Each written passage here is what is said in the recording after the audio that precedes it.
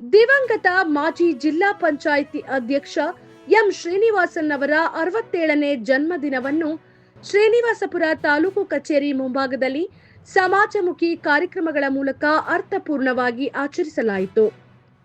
ಹಿರಿಯ ಸಾಹಿತಿ ಕೋಟಿಗಾನಹಳ್ಳಿ ರಾಮಯ್ಯರವರ ಅಧ್ಯಕ್ಷತೆಯಲ್ಲಿ ನಡೆದ ಕಾರ್ಯಕ್ರಮವನ್ನು ಗಣ್ಯರು ದೀಪ ಬೆಳಗಿಸುವ ಮೂಲಕ ಉದ್ಘಾಟಿಸಿದರು.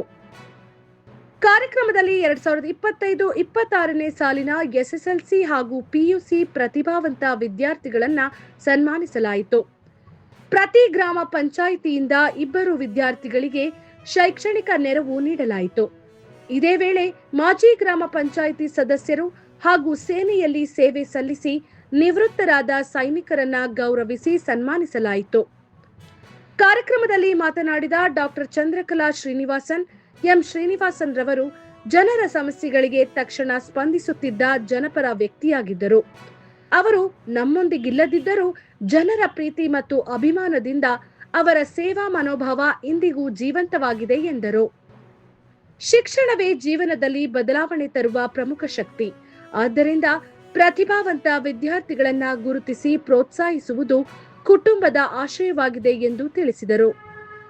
ಜಾತಿ ಮತ ಭೇದವಿಲ್ಲದೆ ಸಮಾಜಕ್ಕೆ ನೆರವಾಗುವ ಕಾರ್ಯಕ್ರಮಗಳನ್ನು ಮುಂದುವರಿಸುವುದೇ ದಿವಂಗತ ಎಂ ಶ್ರೀನಿವಾಸನ್ ರವರಿಗೆ ಸಲ್ಲಿಸುವಂತಹ ನಿಜವಾದ ಗೌರವ ಎಂದು ಅವರು ಹೇಳಿದರು.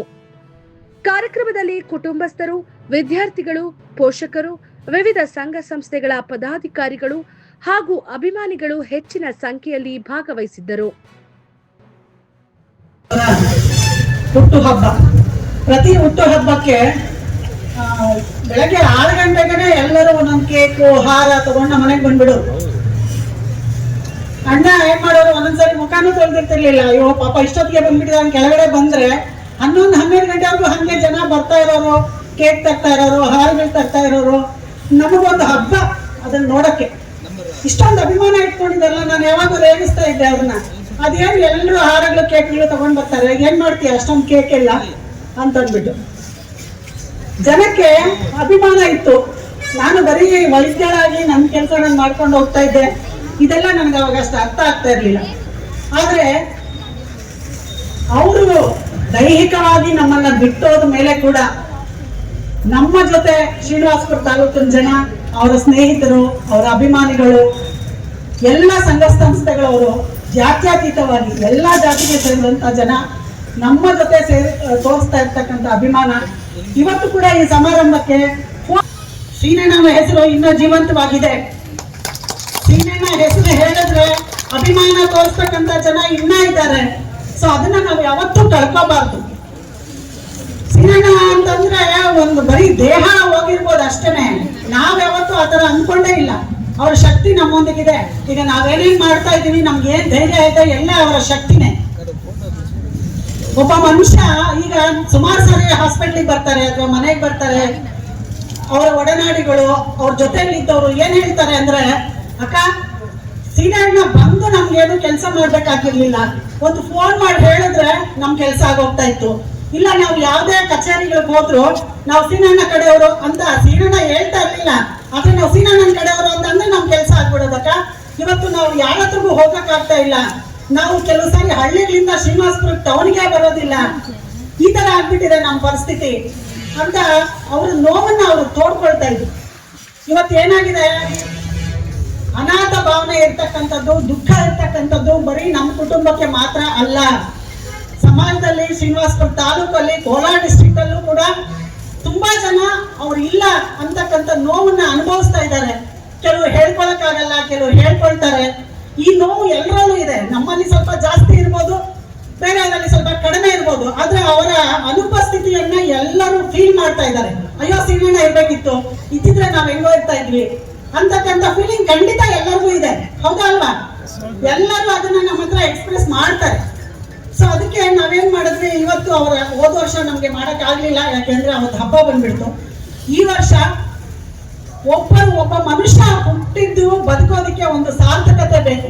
ಈಗ ಒಂದು ಪ್ರಾಣಿನೂ ಹುಟ್ಟುತ್ತೆ, ತಿನ್ನುತ್ತೆ, ಅದು ಒಂದು ಮರಿ ಹಾಕುತ್ತೆ, ನಿದ್ದೆ ಮಾಡುತ್ತೆ, ಸತ್ತೋಗುತ್ತೆ. ಮನುಷ್ಯರಿಗೂ ಪ್ರಾಣಿಗಳಿಗೂ ಇರೋ ವ್ಯತ್ಯಾಸ ಏನು ಅಂತಂದ್ರೆ, ನಾವು ಪ್ರತಿದಿನ ಬದುಕಿದ್ದ ಪ್ರತಿದಿನ ಒಂದು ಅರ್ಥಪೂರ್ಣವಾಗಿ ಬದುಕಬೇಕು. ನನಗೂ ಎಷ್ಟೊಂದ್ಸರಿ ಅನ್ಸುತ್ತೆ, ನಾನು ಇನ್ನೊಂದು ಎಷ್ಟು ವರ್ಷ ಅಂತ ಬದುಕಿರ್ತೀನಿ, ಆದ್ರೆ ಪ್ರತಿದಿನ ಅಯ್ಯೋ ನಮ್ಮ ಯಜಮಾನ್ರಿಲ್ಲ,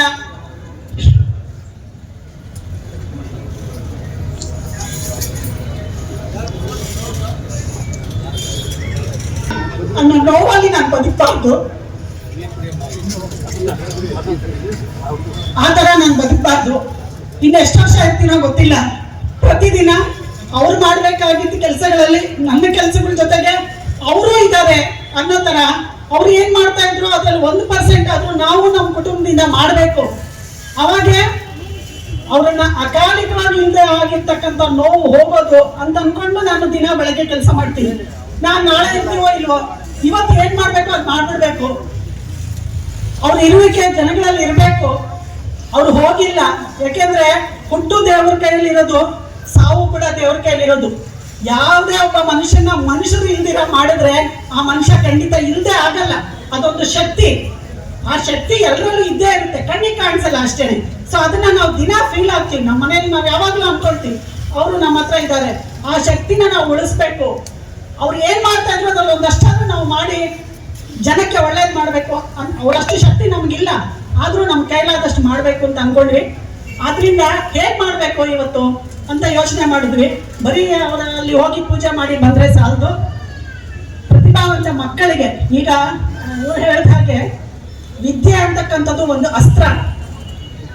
ಇವತ್ತು ನಮ್ಮ ತಂದೆ ತಾಯಿ ಅಥವಾ ತೀನಣ್ಣ ಅವ್ರ ತಂದೆ ತಾಯಿ ಎಲ್ಲ ತುಂಬಾ ಸಾಹುಕಾರ ಏನಲ್ಲ. ನಾವು 1-2 ಜೊತೆ ಬಟ್ಟೆ ಇಟ್ಕೊಂಡು ಸ್ಕೂಲ್ಗೆ ಹೋಗ್ತಾ ಇದ್ದವ್ರು. ಇದೇ ಊರಲ್ಲಿ ನಾನು ಹೈಸ್ಕೂಲು PUC ಮಾಡಿದ್ದು.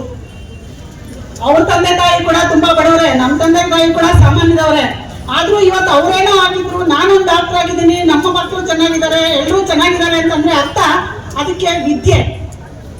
ಸೊ ಅದಕ್ಕೆ ನಾವೇನ್ ಡಿಸೈಡ್ ಮಾಡಿದ್ವಿ, ಜಾತ್ಯತೀತವಾಗಿ ಗೌರ್ಮೆಂಟ್ ಸ್ಕೂಲ್ ಮಕ್ಕಳಿಗೆ, SSLC ಮತ್ತು PUC ಮಕ್ಕಳಿಗೆ, ಅದು ಯಾವುದೇ ಜಾತಿ ಆಗಿರ್ಲಿ, ಯಾಕೆಂದ್ರೆ ಗೌರ್ಮೆಂಟ್ ಸ್ಕೂಲಲ್ಲಿ ಓದ್ತಕ್ಕಂಥವ್ರು ಅಷ್ಟೊಂದು ನಮ್ಗೆ ತುಂಬಾ ಶಕ್ತಿ ಇಲ್ಲ ಅಂತ ಓದಿಸ್ತಾರೆ. ಆದ್ರೆ ನಾವು ಕೂಡ, ನಾನು ಗೌರ್ಮೆಂಟ್ ಸ್ಕೂಲಲ್ಲಿ ಓದಿರೋಳೆ. ಗೌರ್ಮೆಂಟ್ ಸ್ಕೂಲಲ್ಲಿ ಯಾವುದೇ ರೀತಿನಲ್ಲೂ ಕಡಿಮೆ ಇಲ್ಲ. ಅದರಿಂದ ಗೌರ್ಮೆಂಟ್ ಸ್ಕೂಲಲ್ಲಿ ಓದಿರೋ ಮಕ್ಕಳನ್ನ ಆಯ್ಕೆ ಮಾಡಿಕೊಂಡು ನಾವು ಪ್ರಶಸ್ತಿ ಕೊಡಬೇಕು, ಅವರಿಗೆ ಪ್ರೋತ್ಸಾಹ ಮಾಡಬೇಕು ಅಂತ ಡಿಸೈಡ್ ಮಾಡಿದ್ವಿ. ಜೊತೆಗೆ ಹತ್ಯೆ ಆಗಿ ಇವತ್ತಿಗೆ ಬಹುಶಃ 3 ವರ್ಷ ಆಗಿದೆ. 3 ವರ್ಷ ಆದರೂ ಕೂಡ ಅವರ ಕುಟುಂಬಕ್ಕೆ, ಅವರ ಬಂಧುಗಳಿಗೆ, ಅವರ ಅಭಿಮಾನಿಗಳಿಗೆ ಈ ಹತ್ಯೆ ಹೆಂಗಾಯ್ತು, ಯಾಕಾಯ್ತು, ಹತ್ಯೆ ಮಾಡಿದಂಥವ್ರು ಅಷ್ಟೊಂದು ಪರಾಕ್ರಮಿಗಳು ಅಲ್ಲ, ಅಷ್ಟೊಂದು ಬೇರೆ ವಿಚಾರದಲ್ಲೂ ಸಹ ಹತ್ಯೆ ಮಾಡ್ತಕ್ಕಂಥ ಒಂದು ಧೈರ್ಯ ಮಾಡ್ತಕ್ಕಂಥವ್ರು ಅಲ್ಲ. ಇದು ಸತ್ಯ ಹೊರಗೆ ಬರಬೇಕು ಅಂತೇಳಿ ಅವರು ಹೋರಾಟ ಮಾಡ್ತಾ ಇದ್ರು ಸಹ ಇವತ್ತಿಗೂ ಸಹ ಅವರಿಗೆ ಒಂದು ಸಮಾಧಾನವಾದಂತ ಒಂದು ಉತ್ತರ ಸಿಕ್ಕಿಲ್ಲ, ಸಮಾಧಾನ ಸಿಕ್ಕಿಲ್ಲ ಅಂತಕ್ಕಂಥದ್ದು ಇವತ್ತಿಗೂ ಸಹ ಅವರ ಕುಟುಂಬದ ಜೊತೆ ಆ ವಿಚಾರಗಳನ್ನ ನಾವು ಯಾವತ್ತೂ ಸಹ ಅವ್ರ ಜೊತೆ ಹಂಚಿಕೊಡ್ತಾ ಇದ್ದೇವೆ. ನಾನು ಈ ವೇದಿಕೆ ಮುಖಾಂತರ ಈ ರಾಜ್ಯ ಸರ್ಕಾರಕ್ಕೆ ಒತ್ತಾಯ ಮಾಡ್ತಕ್ಕಂಥ ವಿಚಾರ ಏನಂದ್ರೆ, ಇವತ್ತಿನ ಈ ರಾಜ್ಯ ಸರ್ಕಾರದ ಗೃಹ ಸಚಿವರು ಅದೇ ಸಮುದಾಯಕ್ಕೆ ಸೇರಿದಂತವರು ಪ್ರಿಯಾಂಕ ಖರ್ಗೆ ಅವರು, ಮತ್ತೊಬ್ಬರು ಶ್ರೀನಿವಾಸ್ಗೆ ನನಗೆ ಬಹಳ ಆತ್ಮೀಯರು ಡಾಕ್ಟರ್ ಪರಮೇಶ್ವರ್ ಅವರು, ಇವತ್ತಿನ ಕಂದಾಯ ಸಚಿವರು, ಅವತ್ತು ಕೊಲೆ ಆದಾಗ ಅವರು ಗೃಹ ಸಚಿವರು. ಇವರಿಬ್ರು ಸಹ ಏನು ಈ ಕುಟುಂಬಕ್ಕೆ ಇವತ್ತಿಗೆ 3 ವರ್ಷ ಆದರೂ ಸಹ ಏನು ಸಮಾಧಾನ ಹೇಳಿದ್ದಾರೆ, ಒಂದು ಇದಕ್ಕೆ ಕೊನೆ ಹೇಳಿ, ಇದಕ್ಕೆ ಒಂದು ಅಂತಿಮ ತೀರ್ಮಾನ, ಇದೊಂದು ಸಮಾಧಾನ ಹೇಳಿ, ಸಮಾಜಕ್ಕೆ ಒಂದು ಉತ್ತರ ಕೊಡಿ.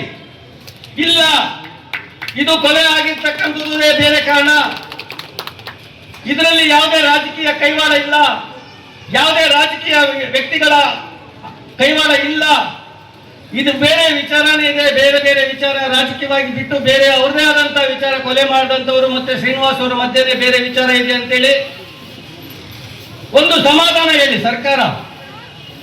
ಇಲ್ಲ, ಅವ್ರು ಏನು ಬೇಡಿಕೆ ಅವ್ರ ಕುಟುಂಬದವ್ರು ಇಟ್ಟಿದ್ದಾರೆ, ನಮ್ಗೆ ಅನುಮಾನ ಇದೆ, ಕೊಲೆ ಮಾಡಿದಂಥವ್ರು ನಿಜವಾಗ್ಲೂ ಸಹ ಇದರಲ್ಲಿ ಅವ್ರ ಪಾತ್ರ ಇಲ್ಲ, ಅವ್ರಿಗೆ ಯಾವುದೋ ಒಂದು ಬಲವಾದಂತ ಕಾಣದಂತ ಕೈಗಳು ಇದ್ರ ಹಿಂದೆ ಇದೆ, ಇದು ತನಿಖೆ ಬಹಳ ಸಮಗ್ರವಾಗಿ ಬಹಳ ತೀವ್ರವಾಗಿ ತನಿಖೆ ಆಗ್ಬೇಕಾದ್ರೆ ವಿಚಾರ ಸತ್ಯ ಹೊರಬರಬೇಕಾದ್ರೆ ಇದು CBI ಅಂತಕ್ಕಂಥ ಒಂದು ಬಲಿಷ್ಠವಾದಂತ ಒಂದು ಪ್ರಬಲವಾದಂತ ಒಂದು ತನಿಖಾ ಸಂಸ್ಥೆಯಿಂದನೇ ಇದು ತನಿಖೆ ಆಗ್ಬೇಕು ಅಂತ ಏನೋ ಅವ್ರ ಒತ್ತಾಯ ಇದೆ. ಅದು ಆಗಲಿ. ಅದು ಆಗೋದ್ರಿಂದ ಸತ್ಯ ಹೊರಗೆ ಬರುತ್ತೆ ಅಂತಕ್ಕಂಥದ್ದು ಏನು ಅವ್ರ ಮನಸ್ಸಲ್ಲಿ ಇದೆ ಅದು ನಮ್ಮ ಮನಸ್ಸಲ್ಲೂ ಇದೆ. ಸದಾ ನಾವು ಅವ್ರ ಜೊತೆ ಇದ್ದೇವೆ ಅಂತ ಹೇಳ್ತಾ ಈ ಒಂದು ವಿಚಾರನ ನಾನು ಈ ಸಭೆಯ ಮುಖಾಂತರ ಅವ್ರ ಕುಟುಂಬದವರಿಗೆ ಮತ್ತೆ ಎಲ್ಲರಿಗೂ ಸಹ ನಾನು ತಿಳಿಸ್ತಾ, ಎರಡನೇದು ಬಹಳ ಮುಖ್ಯವಾದಂತ ವಿಚಾರ ಅಂದ್ರೆ ಕುಟುಂಬ ಇಷ್ಟೊಂದು ನೊಂದು ಸ್ವರ್ಗಿ ಸೋತಿದ್ರು ಸಹ ಅವರ ನೆನಪಿನಲ್ಲಿ ಅವರು ಇಷ್ಟೊಂದು ಸಕ್ರಿಯವಾಗಿ ಈ ತಾಲೂಕಿನಲ್ಲಿ ಈ ಕ್ಷೇತ್ರದಲ್ಲಿ ಜನಸೇವೆ ಮಾಡಿಕೊಂಡು ಬದುಕಿದಂತ ಒಬ್ಬ ದಲಿತ ಸಮುದಾಯದಿಂದ ಬಂದಂತ ಒಬ್ಬ ವಿದ್ಯಾವಂತ ಯುವಕ.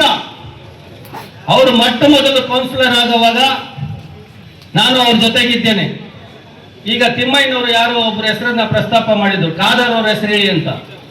BG ಖಾದರ್ ಅವರು, BV ವೆಂಕಟರೆಡ್ಡಿ ಅವರು, ಶ್ರೀನಿವಾಸ್ ಅವರು, ನಾನು, ಸಿದ್ದಾರೆಡ್ಡಿ ಅವರು, ನಾವೆಲ್ಲ 80ರಿಂದ ಈ ಕ್ಷೇತ್ರದಲ್ಲಿ ಒಟ್ಟಿಗೆ ರಾಜಕೀಯ ಮಾಡಿದಂಥವ್ರು. ಮೊಟ್ಟ ಮೊದಲನೇದಾಗಿ ಅವರು ಈ ಪುರಸಭಾ ಸದಸ್ಯರಾಗುವಾಗ ಅದಕ್ಕೂ ಮೊದಲು ನಮ್ಮ ರಾಜಣ್ಣವರು, ಇಂದ್ರಾಭವನ್ ರಾಜಣ್ಣವರು, ಇನ್ನೂ ಕೆಲವು ಸ್ನೇಹಿತರು ಒಂದು ಕನ್ನಡ ಸಂಘಟನೆ ವಿಚಾರದಲ್ಲಿ ನನಗೆ ಮೊದಲು ಪರಿಚಯ ಆದಂಥವ್ರು. ಆವತ್ತಿಂದ ಇವತ್ತುವರೆಗೂ ಸಹ ನಮ್ಮ ಅವರ ವಿಶ್ವಾಸ ರಾಜಕೀಯವಾಗಿ ಬೇರೆ ಬೇರೆ ಪಕ್ಷದಲ್ಲಿ ಇದ್ರೂ ಕೂಡ ನಮ್ಮ ಜೊತೆ ವಿಶ್ವಾಸವಾಗಿದ್ದೇವೆ. ಕೆಲವೊಂದು ವಿಚಾರಗಳು ಬಂದಾಗ ನನಗೆ ಅವರಿಗೆ ರಾಜಕೀಯ ವಿಚಾರಗಳನ್ನ ನಮ್ಮದೇ ಆದಂತ ರೀತಿಯಲ್ಲಿ ನಾವು ವಿರುದ್ಧವಾಗಿ ಹೋರಾಟನೂ ಸಹ ಮಾಡಿದ್ದೀವಿ ಅಂತ ಹೇಳ್ತಾ, ಇಂಥ ಒಬ್ಬ ಶ್ರೀನಿವಾಸ್ ಅವರ ಒಂದು ಜನ್ಮದಿನದ ಸಂದರ್ಭದಲ್ಲಿ ಒಂದು ಪವಿತ್ರವಾದಂತ ಒಂದು ಕಾರ್ಯಕ್ರಮವನ್ನು ನಡೆಸ್ತಾ ಇದ್ದಾರೆ ಚಂದ್ರಕಲಾ ಅವರು ಮತ್ತು ಅವರ ಕುಟುಂಬದವರು. ನಿಜವಾಗ್ಲೂ ಅವರಿಗೆ ಧನ್ಯವಾದಗಳು ಮೇಡಮ್ನವರೇ. ನೀವು ಯಾವುದು